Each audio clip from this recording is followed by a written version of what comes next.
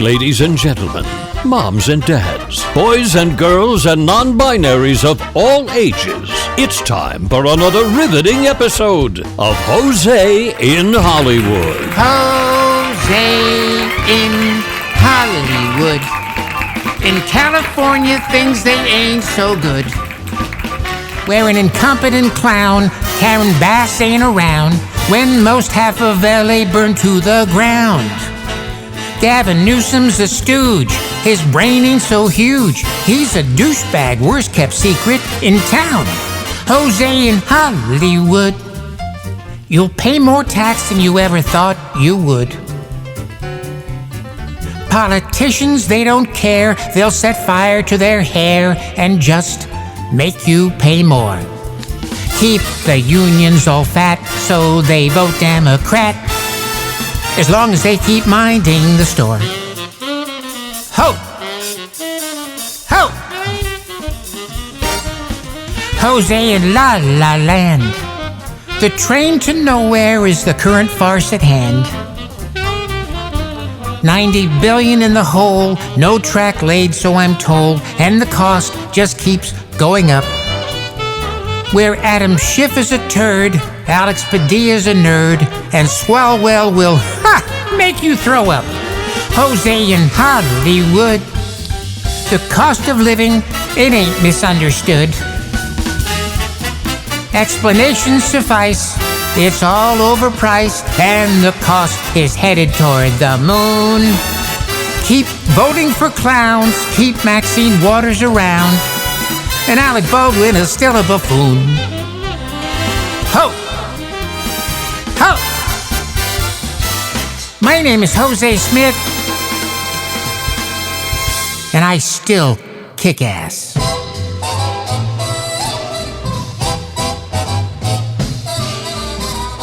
No matter what your political persuasion is, if we haven't insulted you yet... Don't worry, we'll get to you. Yeah. This is episode 81 of Hozay in Hollywood, the official podcast of The Surprise Party. That's right, where politics were what it would be like if the whole world smoked crack cocaine. And the good stuff, not the cheap stuff. No, not the cheap stuff. Cheap stuff will, rot your brain. We are audio animation where political, social, and cultural satire collide, and of which there is no escape. Yeah, I've tried. That's Hozay. That's the Hammerhead. And, of course, Hozay Smith, the Surprise Party candidate here in California for governor. Didn't make it on the official ballot, but he still has an outside shot. Yeah, I do. Of being elected as a write-in candidate. And how's that work? Simple, Hammerhead. All I need are 3, 4, 5, 1, carry the 1, 6 million votes. 6 million write-in votes. Yeah. And of course, you'll then be in a position to use those hard-earned taxpayers' dollars to show yourself and your store-bought friends a good time. Take it. Words right out of my mouth, Hammerhead. You know what was on the very top of my bucket list, not to change the subject. All right, here we go. Your bucket list. Yeah. Not a clue. What was it? Very top was having unbridled sex with Anne Margaret. The actress? Yeah. She's got to be 100 years old. Yeah, but she's still looking hot. I saw her the other night on some movie. A recent movie? Wasn't like an Elvis movie when she was like 20. No. She still looks really good. So that's on your bucket list. Yeah, and there's something else on that bucket list. Yeah. That I'd like to share before we go any further. Okay, and what is that? I always wanted to be the foreman of a jury in a big, high-profile murder trial who, when the judge says, has the jury reached a verdict? Mm-hmm. And I'm the foreman, so of course I would stand and say, yes, Your Honor, the jury has, in fact, reached a verdict. We all... Wait, all you have to do is say yes. All you have to do is tell the judge, yes, the jury is ready. Yeah, well, yeah. And then I would say, we, the jury, find the defendant, make believe it's you, Hammerhead. Yeah. Guilty of the murder of blah, blah, blah. And then, of course, the entire courtroom erupts with... And those are the two things that are on your bucket list. Among others. Mm-hmm. Have you ever been handcuffed by the police? That's number 3. You dunce. Yeah, that's me. So the Gubiner thing, that's on the back burner. Back burner. Where are we headed? Priority right now is the National Jock Itch Foundation. Okay. As of last week, I announced that we had new temporary headquarters, and we're in a strip mall in a storefront. The only problem was I thought it was in Beverly Hills. Yeah. It's not. Where is it? It's in Century City. Which is right next door. Yeah. Not a big deal. So you're in there on a month-to-month lease? Okay. What do you mean, okay? We one of our fellas figured out how to jimmy the lock. Oh, no. So you're squatting. Among other things. And once we get in, though, we sit. We have some rented plastic folding chairs to, sit on. Well, right now, this is where you're making your money. We're making big money. You're doing this group therapy? Group therapy. So this is where they meet. So we rented a bunch of plastic folding chairs.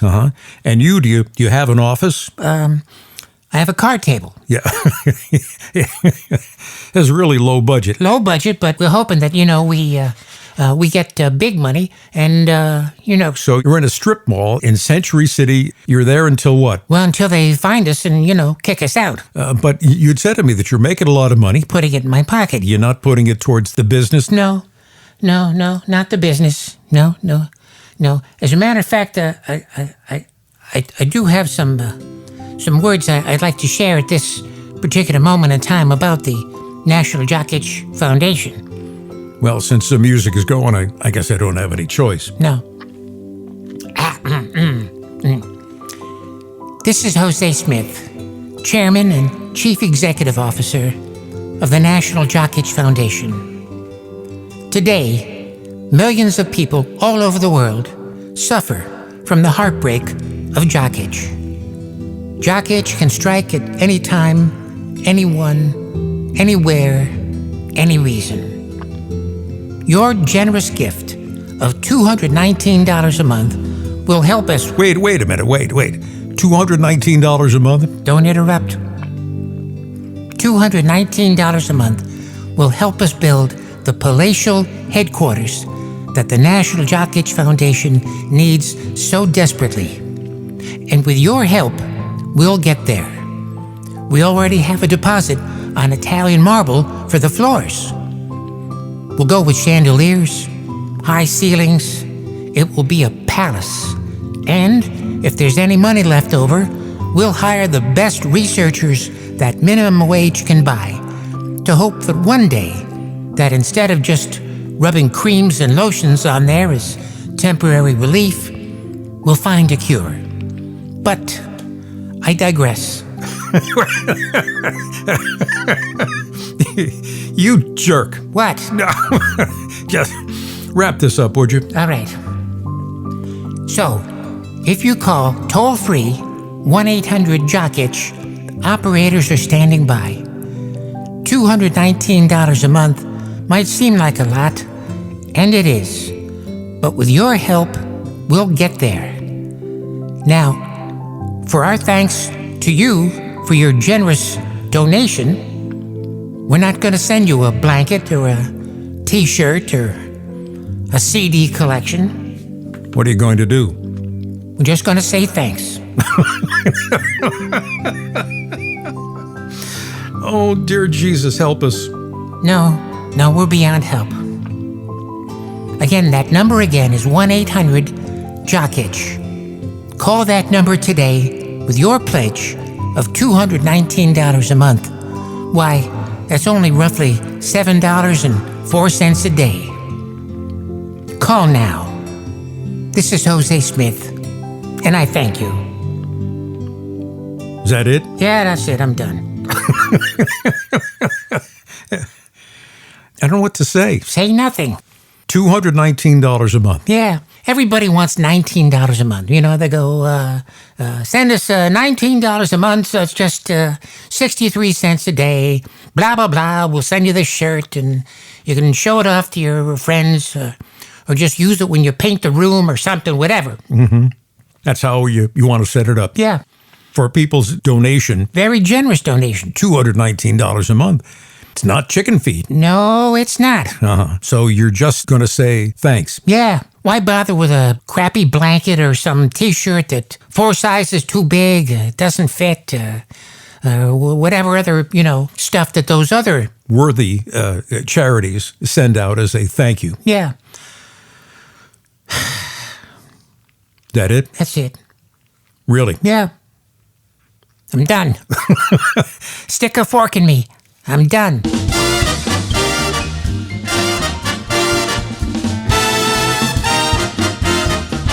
Here now is the Chairman and Chief Executive Officer of the National Jock Itch Foundation, Hozay Smith. Last week we talked about when people sometimes swear, one of the things that they yell, Oh, yeah, I remember that. was what? Yeah, well, they yell like, Jesus H. Christ. And we were wondering what the H stood for. Remember that? Of course. Well, at first we thought it might be like Harry or Harold, Henry. I didn't want to guess. Why was it important to you? Well, it's just one of those little tidbit things that, when you're at a cocktail party Yeah. Yeah. and you want to show off what you know, you'd approach, some attractive woman and say, and Jesus H. Christ, I know what that H stands for. And you think this is going to get you somewhere? Yeah. All right. What did you do? Oh, I took this upon myself, and it was very important. I put in a call to the Vatican. No kidding. Yeah. I wanted to speak with the Pope. You mean Pope Bob from Chicago? Yeah, whatever his name is, yeah. They wouldn't put me through to him. Yeah. But I got a guy who said he was, the hell did he call himself? He called himself a Monsignor. What's that? Monsignor is between a priest and a bishop. Oh, Got to remember, this is 9 years of Catholic school talking. okay. All right, so you got a Monsignor. Yeah, and so I asked him. I said, what does the H stand for? And Jesus H. Christ. And he told me that he thought the H stood for Herbert. Herbert? Yeah, Well, of course, you're talking to a Monsignor. very thick accent. Well, in the Vatican, most of them are, Italian, French, German. There's a whole thing going on. Yeah. So, all right, so that wasn't good enough. So I asked to speak to somebody else. Okay. So, I'm getting nowhere. Finally, they hooked me up with a guy who says he's like a bishop. Okay. Now, bishop is? Bishop is between a Monsignor and an Archbishop. Wow, you really do know this crap. When you have nuns driving it into your head, there is no escape. No. So, all right, so you got a bishop. Yeah. So I got a bishop, and then he tells me that he thinks that the H stands for Hubert. Hubert. Yeah. I think they're having fun with you. No. That's what he said. But I still wasn't taking it down. I said, "Are you sure?" He said, "Let me put you on to someone who I know knows the answer." Who did you speak with? Spoke with someone who said he was a cardinal. Cardinal is pretty high up on the food chain there. No kidding. Yeah. How did you make out? He was great. Again, very thick Italian accent. Everything was a Just tell us the story. What did he say? Well, he tells me that because Jesus was Jewish, Yeah. the H stood for Howard. Jesus Howard Christ, That's what he said. and you're buying this? Well, yeah, maybe they've been hitting the sacramental wine a little too heavy. They seem to have a lot of time on their hands. Yeah, well, I've heard that. So that's what you're going with. Yeah, so, the last guy that I talked to, he said Howard was what the H stood for. Okay, so now when you're at a cocktail party and you're trying to impress people, Yeah, tell him I know that. that's great. What else is going on locally? World Cup. World Cup we're in the middle of the World Cup madness. It's amazing. It seems that all these folks from all over the world are digging being in the United States. Yeah, well, the weather's great. They're having fun. I watched a little bit on television, not the match itself. You haven't watched any of the matches? No. Hammerhead, it's How do the British say it? I don't know. How do they say it? They go, it ain't me cup of tea, mate. All right. Hammerhead, I'm telling you, this is how I feel about soccer. If they told me they had seats midfield among the current crop of Playboy playmates. You'd be sitting in midfield with Playboy playmates? Yeah, if they told me that that's what I had, I wouldn't go. You wouldn't go? No, I'd rather have my appendix removed with a warm spoon than sit through a 3-hour soccer match or something. Well, it's a huge sport. It's next to auto racing. It's biggest sport in the world, and they are great athletes. Granted, there's not a lot of scoring, so I can see what the problem is. Yeah, there were like 3 games. One was 1-0, another was 1-1, and then there was another one 0-0. So you sat through 3 hours, you paid $1,000 for the seat. You paid $27 for the Coke. $35 for the hot dog. And the score was 0-0. I can see where there would be a level of frustration on that, yeah. And, you know, it kind of reminds me of a situation that happened with my brother Adolphus some years ago. I'm not familiar with him. Yeah, he was working as an orderly, and again, I got the story third hand. Okay. He was working as an orderly in a hospital. Yeah. But it seems that somehow or other, he walked into an operating room. Yeah. And proceeded to remove the patient's appendix. He did the procedure right there and there? Yeah. Yeah, and, you know, the nurses in there, they didn't know who he was. He walked in, picked up a scalpel. He looked like he knew what he was doing. And he removed somebody's appendix. Yeah, the problem was that patient was in there to have a spleen removed. Ooh, okay, that... Yeah, that was not attractive. No. He had to issue a full public apology to both the patient and the hospital, and he mumbled something about he was sorry, but he thought he still had the appendix somewhere in his apartment. So maybe you could put it back in. Maybe. We've eclipsed our stupidity limit. Yeah, I think we're overboard. And if you think that story was stupid, well, you ain't heard nothing yet.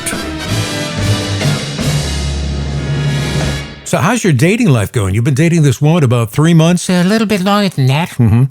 It's going really well. She and I like to do a lot of the same things, a lot of movies. Yeah, but you said something about the movies are the ones on cable. Well, there's a channel that you can watch old movies on, and we love the old science fiction movies from the 50s. Okay.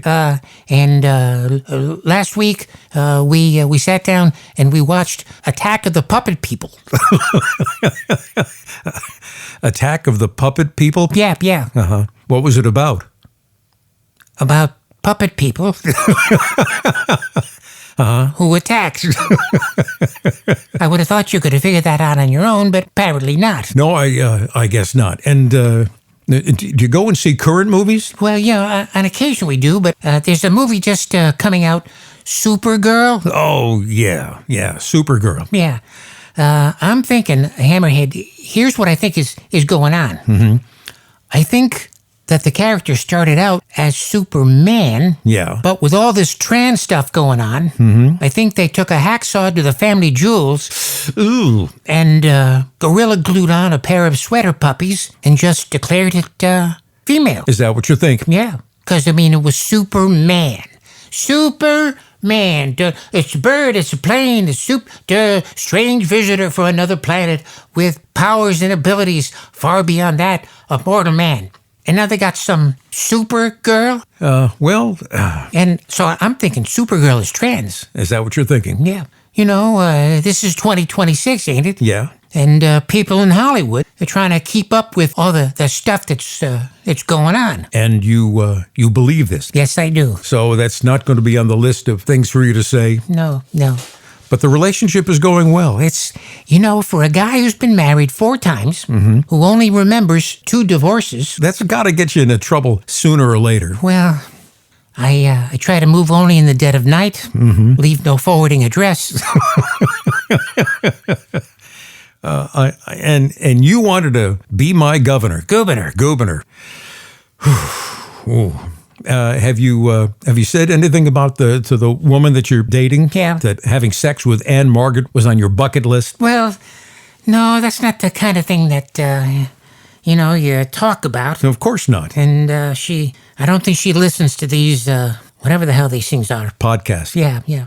So, she, as long as, you keep your mouth shut. Well, I have no dog in this fight, so I don't care one way or another, but she's an educated professional person. She is a physician, runs an ER shift at one of the major hospitals here in the Los Angeles area. So you've got medical knowledge right by your side. Yeah.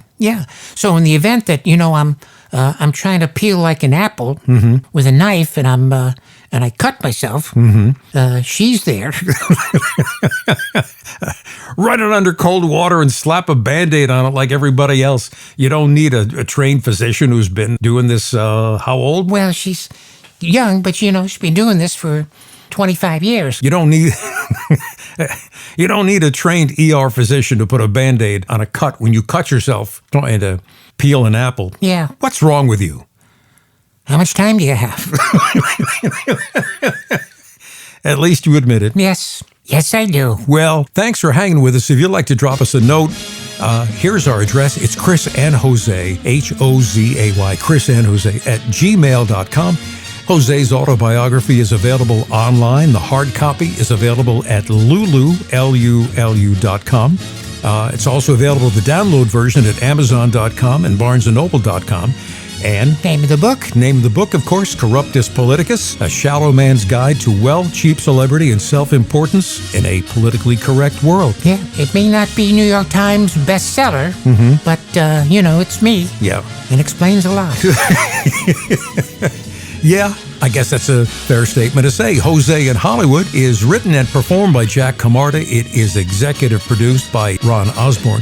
Thank you for hanging with us. We will see you and get going on the first weekend in July. Yeah, July 4th, fireworks, hot dogs, hamburgers, badminton, babes in bikinis.